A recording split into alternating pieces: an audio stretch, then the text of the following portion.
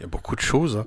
Euh, Moi, je pense, enfin, plus une réponse plus globale. J'ai jamais, depuis l'âge de 8 ans, au CP, lorsque j'avais un certain monsieur S, et que nous habitions dans le bidonville, et que, en classe, il y avait une majorité d'Algériens, nous avions un gitan avec nous, qui était blond à l'époque. Et je me souviens, c'était en 1968, et monsieur S nous disait: avec les Arabes, il n'y a que le bâton qui marche. Et il mettait à exécution sa sinistre pensée. Et donc, ce monsieur était instituteur à l'époque en Algérie, et c'était un déclassé. Et lorsqu'il est arrivé ici, merde, il s'est retrouvé dans une classe où il y a des félagas. Donc, vous imaginez, monsieur, la violence psychique, pour faire référence à Françoise tout à l'heure, ce qu'elle disait, que nous avions subi. Mais en même temps, cela nous a forgés avec une détermination pas possible. C'est-à-dire que ce qui se passe, pour toutes ces questions-là, une seule phrase: les logiques ne valent et n'agissent que parce qu'on les laisse agir. C'est-à-dire qu'il n'y a pas de fatalité, c'est le combat permanent. Et en même temps, ce qu'il se passe, c'est que ce qu'ils ont réussi à faire jusqu'à présent, c'est nous diviser. Nous diviser en disant: voilà, vous êtes différents, par ici, les Arabes, les Noirs, les machins, les pontons, etc., etc. Pourtant, il y a une même, je veux dire, même ceux qui font les malins, en disant: nous, on est en dehors de ça, non, mais moi, je ne suis pas concerné. Ah, pas non. Tout le monde est concerné, même la planète est concernée. C'est un bordel monumental, c'est une concurrence, c'est une violence terrible, la violence libérale, en fait. Parce que c'est la violence de la concurrence. Et c'est celle-là qui nous écrase tous. Et en même temps, elle en écrase plus certains que d'autres. Donc certains pensent qu'ils font un peu les malins comme ça. Donc l'autre chose, c'est quand même la question de l'interrogation. Et pour faire référence à Fanon, il disait cette fameuse phrase: ô mon corps, faites de moi un homme qui s'interroge tout le temps. Ça, c'est important, la question de s'interroger tout le temps, de questionner, de déconstruire, de ne jamais laisser les choses naturelles. Oh ben c'est naturel, c'est comme ça, hein, la fatalité. Donc ça c'est important. Et Halima m'invitait à une question tout à l'heure sur la question de la gauche, etc. Moi je pense qu'il ne faut rien attendre de personne. Moi, notre expérience, Halima, commune, en 1983, tu t'en souviens, nous étions jeunes et beaux, et nous le sommes toujours. Et donc, à l'époque, qu'est-ce qui s'est passé? Quel a été le point d'achoppement? Pourquoi il y a eu une violence avec la violence d'État à l'époque? Parce que la marche pour l'égalité des droits était, comme son nom l'indique, marche pour l'égalité des droits et contre le racisme. Donc on était dans une division, dans une perspective tous ensemble, hein. Et à un moment donné, nous, on a posé la question suivante. Écoutez, nous, on est contre le racisme, mais partout dans le monde. Les Indiens d'Amérique, il y avait à l'époque l'Afrique du Sud, je ne sais pas si vous vous en souvenez, hein. Il y avait plein de choses. Mais on a dit, excusez-nous, il y a aussi un autre endroit qui s'appelle la Palestine. Et c'est à cause de ça, précisément, que le point d'achoppement violent a été fait. C'est à partir de ce moment-là qu'ils nous ont tiré dessus au bazooka et qu'ils ont créé un machin qui s'appelle SOS Racisme, qui est une grosse arnaque et qui est en fait l'antiracisme affectif. C'est-à-dire pas l'antiracisme de classe qui remet en cause un certain nombre de choses fondamentales. Hein. Non, faut être gentil. C'est pas une question de gentil, les discriminations dont tu parles, Karim. Les discriminations graves, elles sont structurelles. C'est parce qu'on nous a parqués dans ces lieux-là. Et quand je parlais de monsieur S tout à l'heure, en 1968, il était dans la toute puissance, ce monsieur, et il nous écrasait. Et je vais vous faire référence d'un autre monsieur, qui s'appelle Antonio Gramsci, qui a écrit un bouquin qui s'appelle « Je hais l'indifférence ». Moi, la question, c'est pas ceux qui nous tirent dessus, c'est tous les hypocrites indifférents, hein, qui disent rien. Qui disent, oh, c'est pas moi, j'ai rien vu. Et c'est là-dessus qu'il faut qu'on réfléchisse comment on interpelle les indifférents en disant attention, aujourd'hui il y a le feu chez moi, si tu me donnes pas un coup de main, demain il arrive chez toi le feu. D'accord? Parce que les indifférents en général disent ça me regarde pas, hein? C'est pas notre problème. Donc ça, c'est quelque chose d'important. Donc la Palestine, oui, elle est le marqueur historique de notre combat. Le MTA, c'était quoi? Pourquoi ils les ont fusillés, ils ont massacrés, ils ont essayé de... Saïd Bouziri a fait une grève de la faim à l'époque, etc. C'était cette question-là. Et pourquoi? Parce que justement la question de l'effacement psychique, mémoriel, historique, c'était ça. L'enjeu de la Palestine, c'est que la Palestine n'a jamais existé. Or, elle existe dans nos esprits. On sait que... voilà. Et ils disent, non, mais vous vous trompez, voilà. Ou alors un petit bon boostant, bon, ne nous emmerdez pas avec ça. Donc à l'époque, dans les années 80 ou dans les années 70 ou bien avant, c'est tout ce mouvement, effectivement, d'une violence inouïe, qui a fait que un village que vous connaissez peut-être qui s'appelle Der Yassin. C'est quoi Der Yassin? Le village qui a été brûlé complètement, totalement. C'était l'effacement de la mémoire totale, il n'a plus rien existé, mais c'était aussi la terreur. Et monsieur parlait de ce qui vous arrive, c'est une terreur collective dans laquelle on veut nous mettre, dans une situation où on est en permanence courbé. Or, il faut se relever, dire non, nous n'acceptons pas ça. Non seulement nous n'acceptons pas ça, parce qu'il y a des gens qui me disent bah putain, mais t'es pas fatigué depuis les années, machin. Non, tant qu'il y aura de l'injustice, on sera debout. Voilà. Mais en même temps, c'est un travail sur soi extrêmement important. C'est un travail avec les autres et un travail sur soi. Madame, tout à l'heure, parlait d'effectivement voilà, de faire un travail qui fasse en sorte que nous nous relevions. Et ça, parce qu'il n'y a pas de fatalité, parce que leur idée générale, c'est l'intériorisation du sentiment d'injustice. Oui, c'est vrai, il y a des fois, les gens disent « Oh ben ouais, non mais c'est normal, hein, ils l'ont bien cherché. » Moi, je travaillais comme éducateur à une période de ma vie dans un machin qui s'appelait la protection judiciaire de la jeunesse. Vous imaginez, j'étais avec des beaufs qui disaient, vous imaginez, éducateur, normalement, on est là, dans la décentration, on s'intéresse aux gens, on se dit, putain, comment ça se fait, son histoire familiale, historique, etc. Donc eux, ils étaient d'abord uniquement dans la psychologisation des rapports sociaux, et en même temps, on a débordé pour dire, bon, ils l'ont bien cherché. Et donc, c'est cette question de l'indifférence qu'il faut se battre, et en même temps, on n'a rien à attendre de personne, parce que, en même temps, on constitue une ressource très importante. Aujourd'hui, il va y avoir les municipales, là, bientôt, là. Vous allez les voir sortir du bois, là, tous, là. Hein? Ils vont venir, parce que sur les listes électorales, eh ben oui, il y a beaucoup de Français héritiers de l'immigration coloniale, et c'est là-dessus qu'il faut falloir aussi, avoir des choses à dire. Ne pas laisser en se disant ça ne me regarde pas. Moi, je pense qu'il faut ajouter aussi à tout ce qu'on dit, c'est pas seulement la société, c'est pas seulement l'État, il y a aussi globalement, enfin partout, une offensive énorme du capitalisme néolibéral, mais vraiment, et c'est une nouvelle étape, quoi. C'est pas le capitalisme libéral, là, c'est néolibéral, c'est autre chose.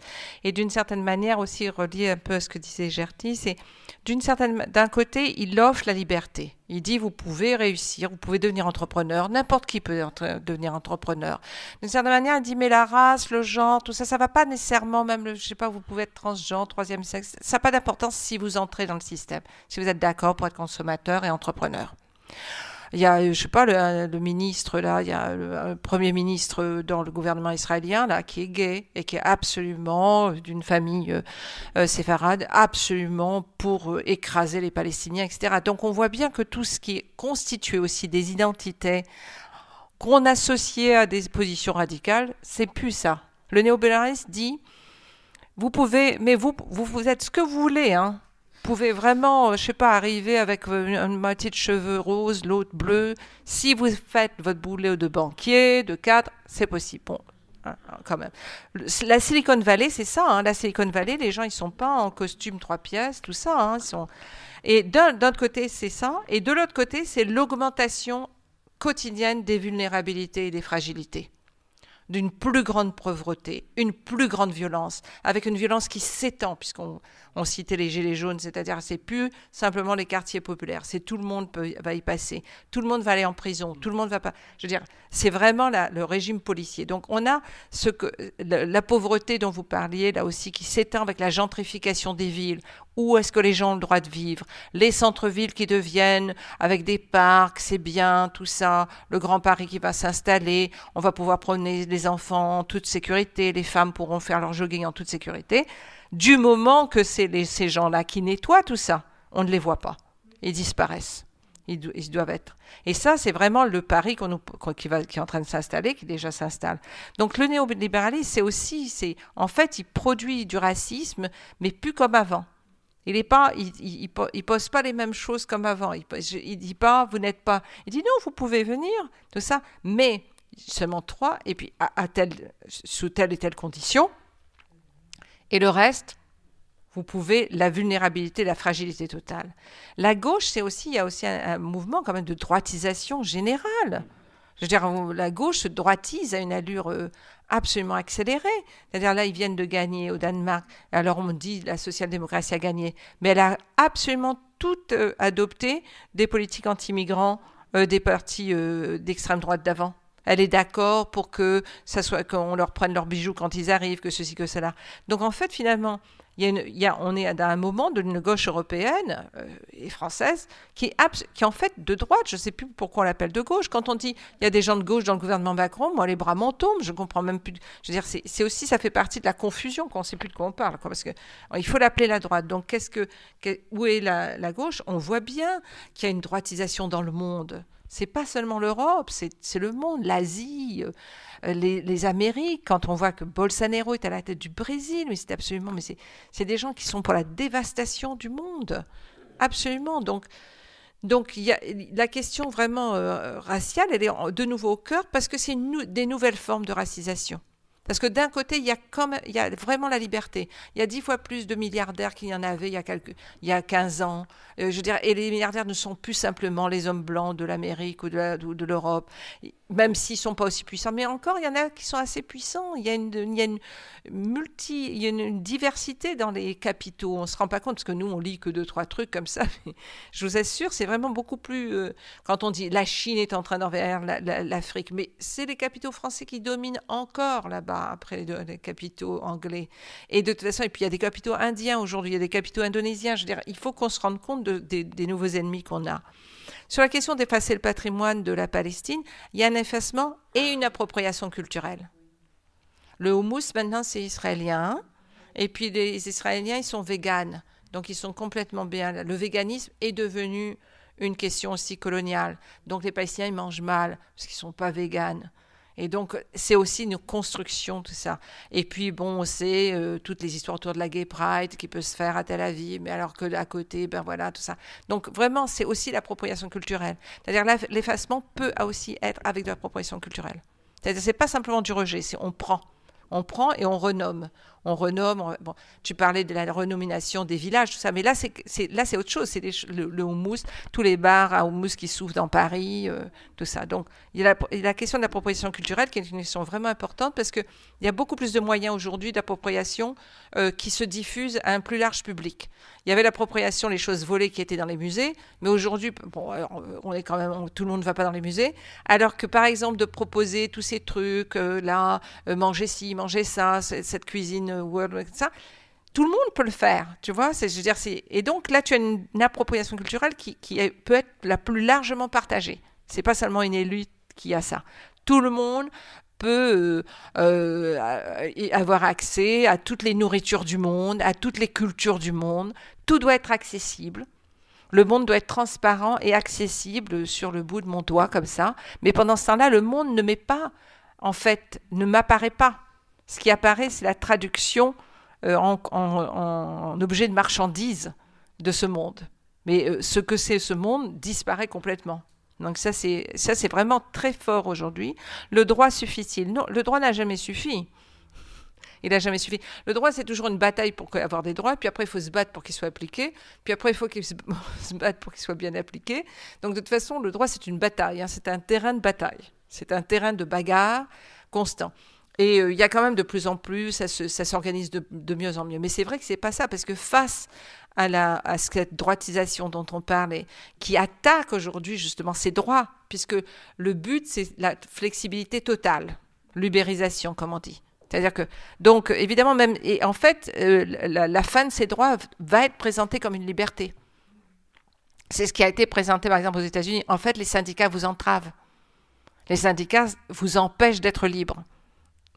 Donc, plus de syndicats, soyez libres. Et ben, les gens y croient. Donc, c'est vraiment... Donc, même ici, à un moment, on va nous faire entendre que, ben, vraiment, ces droits, en fait, empêchent, entravent, vous entravent dans votre liberté de travailler, et vous avez qu'à devenir ubérisé, mais parce que là, vous serez libre, vous serez votre auto-entrepreneur. Donc, on est vraiment... Et puis c'est vrai qu'on est en face de cette nouvelle moment où la rapidité avec laquelle le pouvoir absorbe, ou le capitalisme absorbe des choses, on voyait pas ça dans les années 60-70. On voyait pas ça, c'était... ce que je dis, par exemple, être traité de féministe il y a 15 ans, c'était une insulte. Aujourd'hui, les femmes d'extrême droite peuvent l'être. Même ce qu'on dit le décolonial, on plaisante souvent en disant que à Beaubourg, dans quelques mois, il y aura une exposition d'art décolonial. Oui, ça, bien sûr. Mais donc la rapidité avec laquelle c'est pris tout ça, c'est-à-dire c'est presque la question que maintenant on veut parler. À peine on a dit des mots, on nous les prend de la bouche pour les transformer en marchandises. Donc il y a un constant travail de précision de ce qu'on dit. C'est-à-dire que les mots sont importants mais ne suffisent pas. Il faut chaque fois préciser le contenu. Donc quand on dit « mais nous on est féministes », non mais féministes de quoi? Pour faire quoi? Comment? Parce que ça suffit plus ça. Ça suffit plus de le dire. Ça me dit rien. Même antiraciste. Antiraciste comment? Antiraciste de SOS Antiraciste ou antiraciste du gars de la DILCRA là? Je veux dire, c'est ça? Non, nous, non. Donc, les mots, c'est de constamment redonner leur contenu aux mots. Les mots ne suffisent plus. Parce que les mots sont galvaudés, sont pris à une rapidité.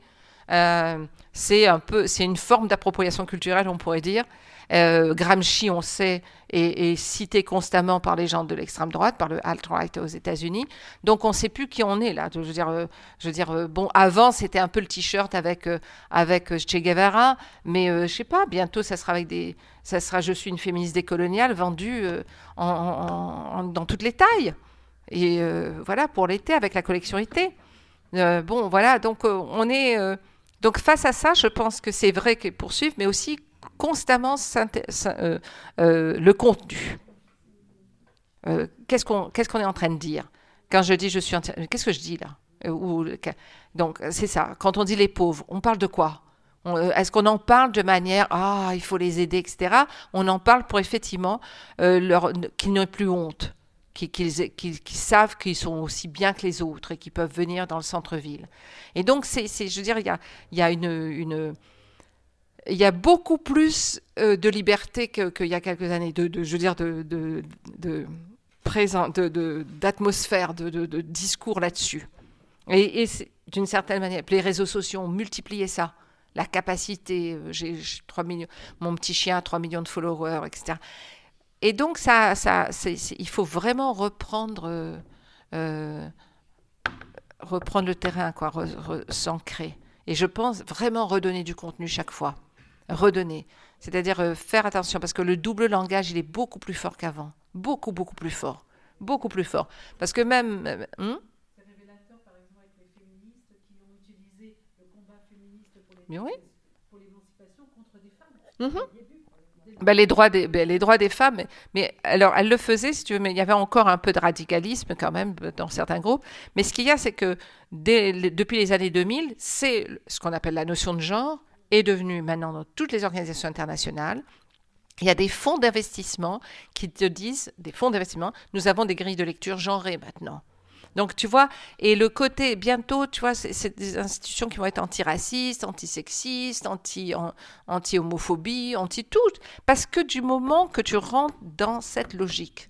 Donc, c'est pour ça que clarifier quel est le monde alternatif qu'on veut, et que ce n'est pas juste un petit coin dans leur monde, c'est quand même une tâche extrêmement importante qui rejoint tout ce que vous dites, quoi. C'est-à-dire quel monde construire, donc quelle théorie d'émancipation construire, puisque celle des gauches entrave. Les gauches sont des droites aujourd'hui. Simplement, elles s'appellent de gauche, je ne sais pas moi. Mais oui, non, mais bien sûr, mais c'est de plus en plus quand même, de plus en plus. Parce que si tu veux, c'est une gauche qui va continuer à soutenir les droits sociétaux, comme on dit.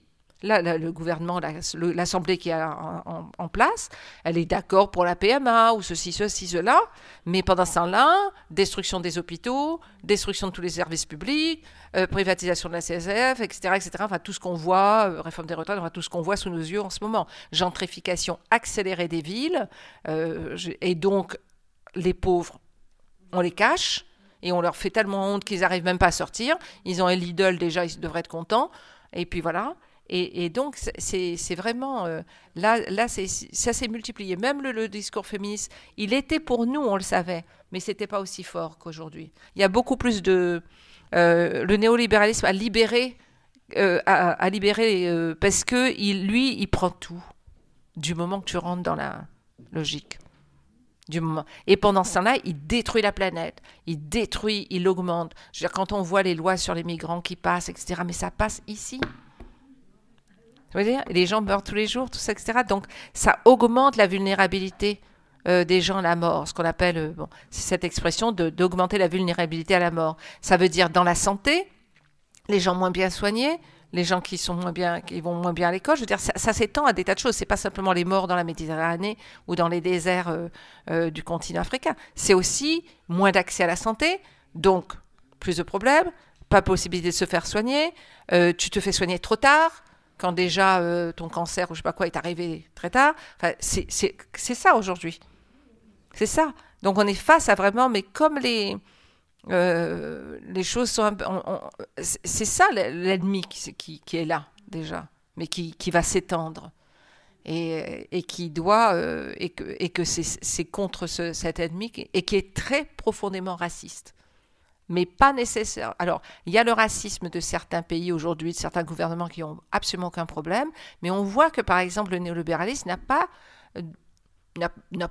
n'hésite pas à travailler avec eux. Je veux dire, Bolsonaro, il s'en fiche de tout ce qu'il dit. Modi en Inde, il s'en fiche qu'il y ait des pogroms contre les musulmans. Du moment qu'il accepte privatisation de ceci, privatisation de cela, faire entrer les compagnies américaines sur le truc de la santé, qui vont complètement laminer l'accès à la santé de tout un continent.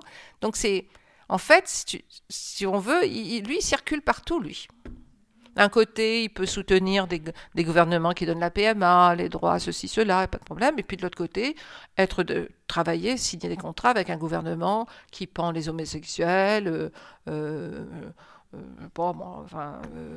organise les pogroms anti-musulmans comme en Inde, regardez ce qui se passe en Libye, je veux dire, la manière dont les migrants d'Afrique subsaharienne sont traités, qui a fait de la Libye cette situation. Voilà le monde dans lequel on vit, quoi. À tous les jours, quoi. La destruction de pays entiers, la destruction de sociétés entières, les organisations entières de migration pour que les gens du Nord continuent à bien vivre et que ce soit les femmes des Philippines, de Thaïlande, du Maroc d'ailleurs qui viennent nettoyer la saleté, là, ou s'occuper de leurs enfants. C'est massif aujourd'hui, c'est beaucoup plus massif qu'il y a 10-15 ans. Hein. C'est vraiment, vraiment massif. Donc c'est ça qu'on a en face de nous. Mais c'est profondément... Mais il parle tout seul. Et donc, voilà, donc ça, c'était ça. Moi, c'est vraiment... Et c'est pour ça, justement, que maintenir les mémoires, les mémoires, c'est un outil de lutte aujourd'hui. C'est pas seulement l'histoire, c'est les mémoires, parce que c'est ces mémoires vivantes, absolument vivantes, qui donc s'opposent à ce rouleau compresseur qui voudrait nous faire qu'un truc, quoi, dans la tête, quoi. Une espèce de bouillie, puis regarder, puis jouer avec nos petits objets, là. Donc c'est vraiment le maintien des mémoires, c'est le maintien d'une diversité de luttes, incroyable diversité, même de conflits, interne entre les mouvements, c'est-à-dire la vie, quoi. La vie par rapport à ce monde qui serait lisse et qui serait celui de la marchandise, bien propre, nettoyé, les lumières partout, et puis on passe dans les allées, puis on achète je sais pas quoi, on remplit le caddie, tout ça. C'est vraiment, mais je pense que c'est pour ça aussi, c'est de mettre à jour non seulement les combats, tout ça, mais tout ce qui a traversé ces combats. Les conflits parfois, les problèmes, les limites, quelle était la place des femmes, comment ils se sont combattus, tout ça parce que c'est ça la vie. Et parce que même la manière dont on nous raconte nos histoires, c'est-à-dire, mais tout ça, il y a eu des défaites, mais les défaites, c'est comme quand vous les racontez, parce que vous avez une manière de voir où il faut tout changer. Nous, on sait que le chemin, il est long, il est difficile, et qu'on avance, et qu'on n'arrête pas d'avancer. Donc, la manière dont vous racontez les choses, les grandes victoires, tout ça, ça c'est vous, parce que vous aimez bien le vocabulaire militaire, nous, ça ne nous intéresse pas. Nous, c'est tous les jours. C'est les femmes qui, tous les jours en Palestine, font quelque chose pour que ça continue. C'est celles qui se battent dans les grèves ici d'Honnête. C'est les communautés indiennes qui refusent les barrages. C'est les communautés autochtones en Brésil qui refusent la destruction de l'Amazonie. C'est les gens qui protègent les migrants aux États-Unis ou ici, qui leur donnent de l'eau, qui les transportent. Tout ça, c'est nos combats.